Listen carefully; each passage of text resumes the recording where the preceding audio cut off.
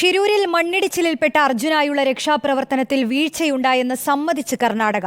തിരച്ചിൽ നടത്തുന്നതിൽ കാലതാമസമുണ്ടായെന്ന് കാർവാർ MLA സതീഷ് കൃഷ്ണസേൻ പറഞ്ഞു. അർജുനെ കണ്ടെത്തിയാൽ എയർലിഫ്റ്റ് ചെയ്യുന്നതിനാവശ്യമായ സംവിധാനങ്ങൾ തയ്യാറാണെന്നും MLA പ്രതികരിച്ചു.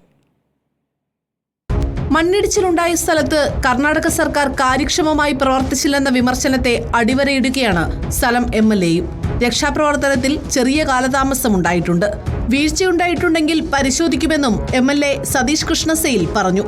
It is something happened wrong. I will ask that lorry driver that please excuse us not to take seriously. Means you are apologizing on behalf of the superintendent. 110% behalf of our department. Please you forget this, but we will put our all efforts now. You only see the project. ജില്ലാ ഭരണകൂടത്തിന് വീഴ്ചയുണ്ടായിട്ടില്ല. മഴ ദൗത്യത്തെ പ്രതികൂലമായി ബാധിച്ചു. അർജുനെ കണ്ടെത്തും വരെ രക്ഷാപ്രവർത്തനം നിർത്തിവെക്കില്ലെന്നും അർജുനെ വീട്ടിലേക്ക് മടക്കിക്കൊണ്ടുവരുമെന്നും അദ്ദേഹം പറഞ്ഞു.